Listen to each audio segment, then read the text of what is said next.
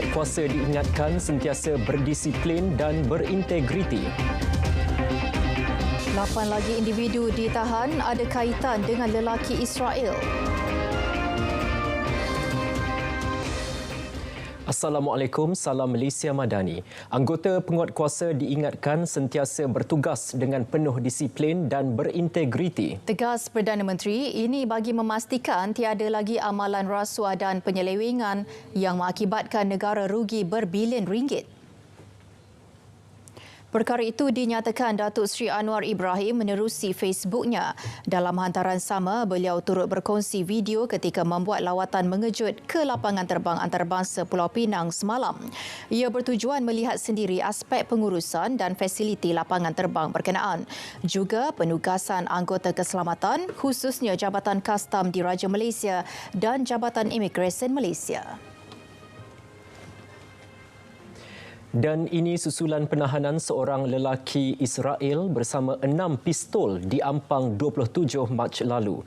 Ketua Polis Negara mendedahkan 8 lagi individu termasuk 3 warga asing ditahan untuk bantu siasatan. Jelas Tan Sri Razarudin Husin, 2 daripadanya dipercayai membantu lelaki Israel itu mendapatkan senjata api. Warga asing yang ditahan terdiri daripada 2 lelaki Turkiye dan seorang lelaki Georgia. Penahanan dibuat menerusi operasi khas di Johor dan Ibu Negara masing-masing pada 4 dan 5 April. Kesemua 8 individu berkenaan direman seminggu bermula tarikh mereka ditahan.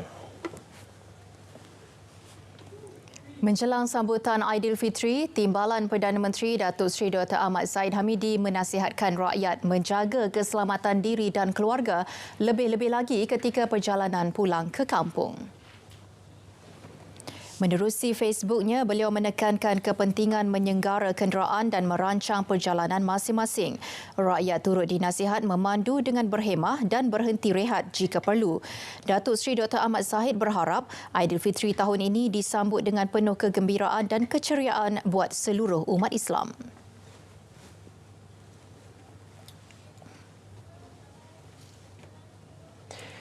Saudara, trend aliran trafik antara perkara yang perlu diambil tahu pengguna yang ingin pulang ke kampung halaman. Ya, untuk perkembangan lintas langsung trafik semasa, kita bersama Ashraf Zuhairi yang kini berada di Lembaga Lebuhraya Malaysia LLM Bangi. Silakan. Baman. Andy, Farhatul, terima kasih kita ke lokasi untuk seketika bagi memberikan gambaran secara khusus mengenai aliran trafik, terutamanya di beberapa laluan. Sekarang ini daripada petang tadi kami RTM berada di sini. Setakat ini aliran trafik masih lagi dalam keadaan tenang, sesak tapi masih lagi bergerak seperti biasa. Ada beberapa kawasan seperti anda boleh dapat lihat di beberapa paparan skrin yang tertera. Dan untuk mengetahui lebih lanjut lagi mengenai aliran trafik di manakah kawasan yang berpotensi tinggi untuk mengalami peningkatan trafik, kita bersama dengan Encik Muhammad Khairil Azim Muhammad Johari yang merupakan penolong pengarah pemantauan operasi Lembaga Lebuhraya Malaysia LLM. Assalamualaikum. Waalaikumsalam. Terima kasih RTM. Baik. Jadi boleh kongsikan apakah beberapa kawasan yang mungkin menjadi hotspot berlakunya peningkatan aliran trafik? Okey, terdapat beberapa lokasi hotspot yang biasa berlakunya kesesakan berikutan peningkatan trafik bagi musim perayaan Aidilfitri. Sebagai contohnya, jika kita lihat di kawasan CCTV di Rawang Selatan, tapi pada ketika ini keadaan trafik masih lagi lengang. Berikutan mungkin para pengguna trafik berhenti untuk berbuka puasa ataupun dan menunaikan solat. Pada ketika ini trafik masih lagi lengang di kawasan Rawang. Kemudian seterusnya kita pergi ke kawasan Skudai, CCTV Skudai. Pada ketika ini paparan CCTV juga menunjukkan keadaan trafik masih lagi lengang. Seterusnya ke CCTV Menora arah utara, iaitu arah ke Pulau Pinang. Keadaan trafik juga pada ketika ini masih lagi lengang. Okey. Seterusnya di kawasan Bido, Perak juga menunjukkan situasi trafik yang sama dengan kawasan-kawasan yang setelah saya jelaskan sebentar tadi, iaitu juga masih dalam keadaan lengang. Seterusnya kita pergi ke kawasan Pedas Linggi, dapat dilihat keadaan trafik masih juga lengang, iaitu paparan ini menunjukkan aliran trafik ke arah selatan, iaitu ke arah Melaka, dan yang ini adalah ke arah utara, iaitu mahu ke arah Kuala Lumpur. Juga menunjukkan keadaan trafik masih lagi lancar pada ketika ini. Seterusnya kita pergi ke kawasan Seremban. Okey, keadaan trafik ketika ini masih lagi agak lengang. Okey. Dan seterusnya kita pergi ke arah Pantai Timur. Dapat dilihat okey, di kawasan Genting Sempah trafik meningkat sedikit berbanding pada petang yang tadi. Kita lihat masih lagi lengang dan terkawal walaupun mengalami sedikit peningkatan trafik. Di kawasan Plaza Tong Gombak, iaitu arah ke Pantai Timur, juga menunjukkan keadaan trafik masih lagi terkawal pada ketika ini, dan keadaan trafik masih lagi terkawal dan juga kuranglah pada ketika ini. Dapat disimpulkan pada ketika ini, iaitu pada waktu ini, pada jam 8 malam ini, trafik masih lagi terkawal. Tapi pihak LLM menjangkakan mungkin pada tengah malam nanti kemungkinan trafik akan meningkat di beberapa kawasan kebiasaannya lah. Okey, satu soalan untuk Encik Khairil kita. Ya. Sekiranya berlaku kesesakan yang terlalu tinggi, mungkin boleh kongsikan antara tips yang berguna untuk pengguna lebuh raya untuk menggunakan SmartLink. Kadang-kadang ada orang salah faham. Ya. Kan? Tuduh sana, tuduh sini dan sebagainya. Okey, pihak LLM menasihatkan supaya para pengguna trafik mengakses media sosial milik LLM dan juga syarikat konsesi. Di situ kita selalu merwar-warkan tentang penerangan berkaitan dengan SmartLane, iaitu SmartLane ni adalah satu kaedah menggunakan lorong kecepatan bagi tujuan menambah kapasiti lorong bagi mengurangkan kesesakan pada waktu-waktu tertentu. Dan untuk pengetahuan, pada tahun ini pihak LLM dan konsesi Plus khususnya akan melaksanakan SmartLane di 18 lokasi tertentu yang berbeza tarikh dan masanya. Dan para pengguna trafik boleh mendapatkan maklumat itu di media sosial pihak LLM dan juga Plus. Okey, baik. Terima kasih kepada Encik Muhammad Khairil Azim Muhammad Johari, Penolong Pengarah Pemantauan Operasi Lembaga Lebuh Raya Malaysia LLM, yang sudi bersama dalam siaran berita perdana pada malam ini. Kepada yang sedang buat persediaan pada malam ini, hati-hati dalam pemanduan. So kita dah tahu perkembangan semasa di LLM. Selepas ini kita nak bersama dengan rakan sukan saya di Melaka, bersama dengan Nurul Ashikin. Silakan.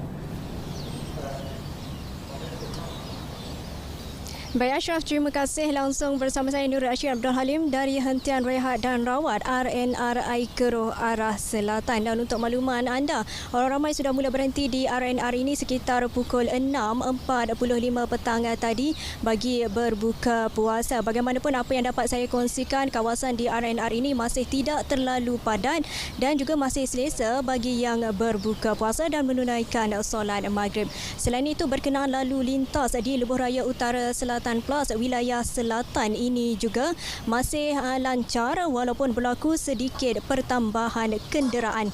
Namun trafik masih terkawal dan tiada kesesakan. Untuk makluman lanjut keadaan trafik, pengguna boleh layari portal rasmi Lembaga Lebuh Raya Malaysia LLM dan klik pada pautan status trafik semasa untuk mendapatkan kemaskini keadaan lalu lintas di sepanjang lebuh raya ini. Juga ingin saya kongsikan sedikit berkaitan laluan SmartLane yang telah mula dilaksana pada 4 April hingga 14 April. Untuk di Melaka, SmartLane dibuka bermula dari kilometer 194.5 Aikro hingga kilometer 184.0 hentian sebelah Kampung Bemban arah selatan.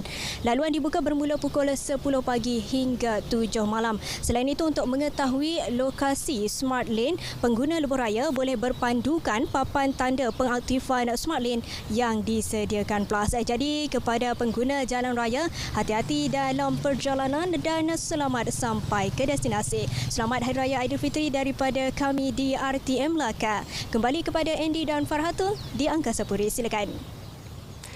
Syikin, terima kasih untuk perkembangan trafik tersebut. Kita ke laporan seterusnya. Saudara, kira-kira 150,000 kenderaan sehari dijangka menggunakan jajaran lebuh raya pesisiran pantai barat WCE sempena Hari Raya Aidilfitri. Ikuti laporan wartawan Nur Ain Abu Bakar yang meninjau jajaran sepanjang 233 km itu. Lebuh raya WCE yang keseluruhannya bernilai RM5 bilion merupakan lebuh raya antarabandar menghubungkan Cangkat Jering di Perak ke Banting, Selangor. Di Perak, 5 daerah terlibat dengan jajaran WCE iaitu Bagan Datuk, Hilir Perak, Manjung, Perak Tengah serta Larut Matang dan Selama.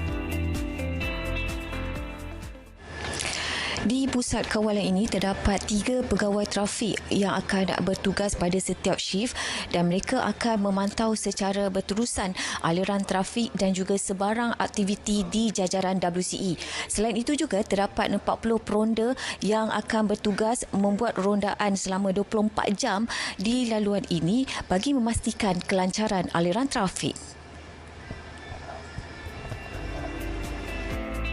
Laluan ini dilengkapi 25 kamera litar tertutup, CCTV, selain sistem pencahayaan yang dipasang di persimpangan susur keluar. Pihak kami ada menyediakan kawasan teduhan motosikal iaitu dikenali sebagai motorcycle shelter di sepanjang lebuh raya WCE. Meskipun laluan utama tidak berlampu, motorcycle shelter atau teduhan motosikal ini dilengkapi dengan sistem pelampuan solar untuk mereka berteduh terutamanya ketika waktu hujan. Bagi memastikan ekosistem alam sekitar di sepanjang jajaran kekal terpelihara, 2 lintasan hidupan liar dibina, masing-masing di kilometer 249.7 dan 248.3. Di samping pemantauan sistem pagar secara berkala oleh pasukan peronda WCE. Salah satu inisiatif yang kita ambil, kita akan memperluaskan dan akan mempergiatkan lagi jalinan kerjasama strategik bersama dengan Jabatan Perhilitan dan juga agensi-agensi berkepentingan agar segala langkah mitigasi dan kawalan yang kita buat efisien dan berkesan untuk di masa hadapan. Buat masa ini, kemudahan stesen minyak masih belum beroperasi di sepanjang jajaran lebuh raya WCE. Justru pengguna dinasihatkan agar mengisi minyak secukupnya sebelum memasuki lebuh raya dan memulakan perjalanan. Laporan Nur Ain Abu Bakar, RTM.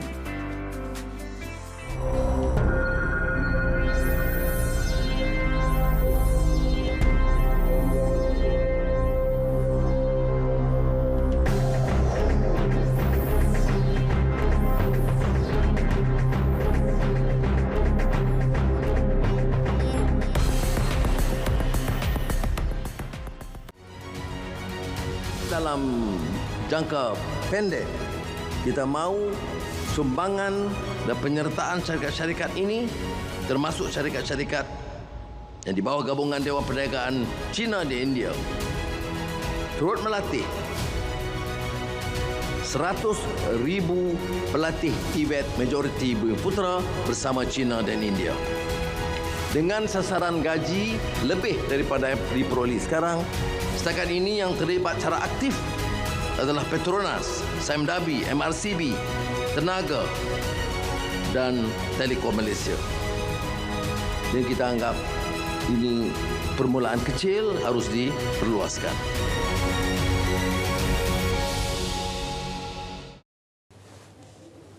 Bertemu kembali.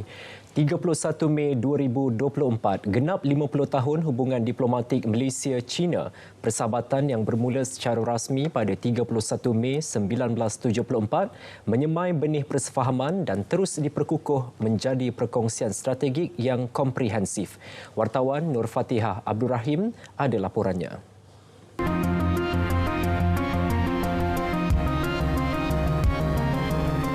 Malaysia-China satu hubungan yang utuh dan sentiasa ada perkembangannya. hubungan Malaysia-China sudah sampai ke tahap strategik yang membanggakan dan Presiden Xi Jinping dan Premier Li Qiang, Menteri Luar Wang Yi dan pimpinan itu senantiasa ada hubungan yang baik untuk kepentingan rakyat negara kita dan bersama. Penganalisis hubungan antarabangsa, keselamatan dan strategi Universiti Malaya, Colin Choi Yew Kiat berkata, hubungan yang terjalin sememangnya memberikan impak yang cukup besar kepada pembangunan Malaysia. China merupakan rakan dagang terbesar Malaysia sejak 14 tahun berturut-turut dan tahun lepas lebih 170 bilion ringgit nilai ekspor dicatatkan, menjadikan ia nilai tertinggi dalam sejarah pelaburan negara. Kita dapat lihat banyak projek yang telah diadakan di Malaysia dalam lembaran konteks BRI dan seperti kita dapat lihat di Forest City di Johor, ECIL, Melaka Gateway dan juga Undersea Tunnel, Second Bridge Penang, Kuantan Park, Bakun Dam di Sarawak dan sebagainya. Sependapat dengan Colin Chan, pensyarah Fakulti Ekologi Manusia, Universiti Putra Malaysia, Datuk Profesor Dr. Jayam Jawan. Selain menjadi pelabur utama, China juga sebuah negara inovatif terutama dari segi penggunaan teknologi yang memberi manfaat besar kepada Malaysia. Kecepatan China itu tadi menginovasi idea teknologi daripada negara-negara luar. Saya rasa itu satu daripada bidang yang kita boleh manfaatkan ataupun boleh pelajari daripada China untuk kita meningkatkan kemajuan ekonomi, sains, teknologi kita. Walaupun kekal stabil dan mesra, hubungan diplomatik Malaysia-China tidak terlepas daripada ujian termasuk dalam isu pertikaian wilayah di Laut Cina Selatan. Colin Chong percaya hubungan akrab yang terjalin sejak sekian lama telah membantu kedua-dua negara mengemudi dan menangani perbezaan dengan matang. Yang perlu diketengahkan dalam domain yang lebih future driven ataupun forward looking, dan kedua-dua negara perlu bijak dan strategik dalam menangani segala kemelut yang melanda. Dan of course bagi Malaysia kita perlu teguh dalam usaha kita untuk memperkasa ataupun melindungi objektif utama iaitu keselamatan dan juga kedaulatan integriti. Ideologi berbeza juga bukan penghalang untuk Malaysia-China terus bersahabat baik. Apatah lagi Perdana Menteri telah menegaskan Malaysia tiada sebab untuk bermusuh dengan mana-mana negara. Pelbagai manfaat terus diraih, kini masa untuk Malaysia mengorak langkah memanfaatkan kerjasama dua hala ini yang sedia kukuh terjalin, terutama pembangunan negara yang melibatkan sektor pelaburan, perdagangan, infrastruktur, teknologi serta pendidikan agar ia benar-benar dapat dirasai manfaatnya oleh rakyat. Selamat menyambut ulang tahun ke-50 tahun hubungan diplomatik Malaysia-China. Nur Fatihah Abdul Rahim, RTM.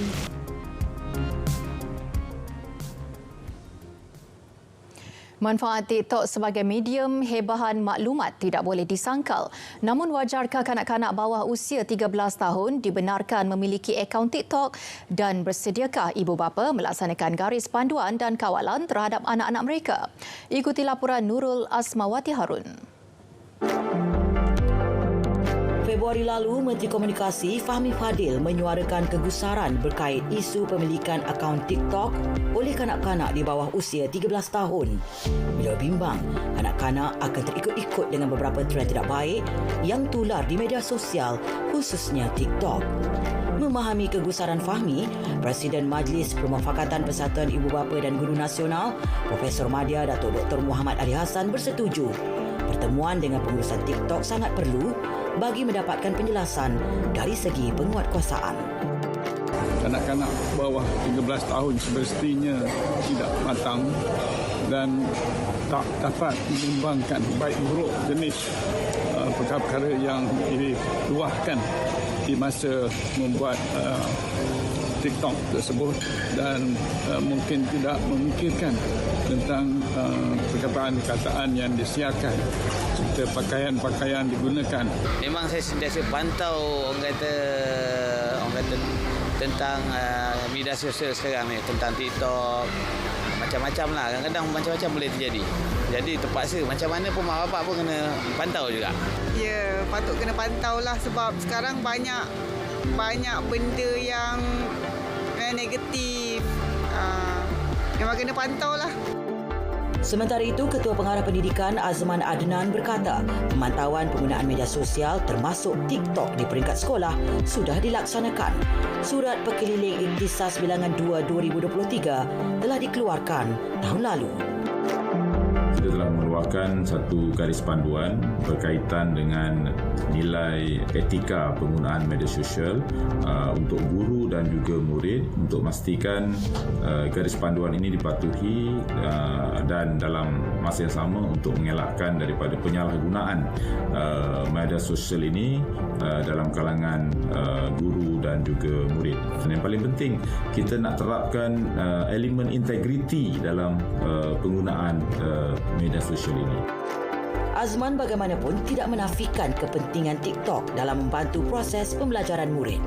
Dan yang paling penting ialah melalui penggunaan TikTok akan dapat meningkatkan kualiti pengajaran dan pembelajaran berdasarkan kepada akses serta kemahiran anak-anak kita untuk mengakses maklumat secara digital dan sudah pastinya akhirnya dapat mengasah kemahiran komunikasi dalam kalangan murid-murid kita. Kanak-kanak umpama rebung masih dalam fasa meneroka serta mengenal makna dan nilai-nilai kehidupan. Selain pemantauan dan bimbingan pihak sekolah, ibu bapa juga harus memainkan peranan untuk sentiasa memastikan anak-anak ini dipantau serta diberi pendedahan tentang buruk baiknya platform media sosial. Paling penting, membimbing anak masing-masing agar bijak menyaring serta menimbang paparan-paparan negatif di platform berkenaan demi perkembangan minda yang lebih sihat dan rasional. Nurul Asmawati Harun, RTM.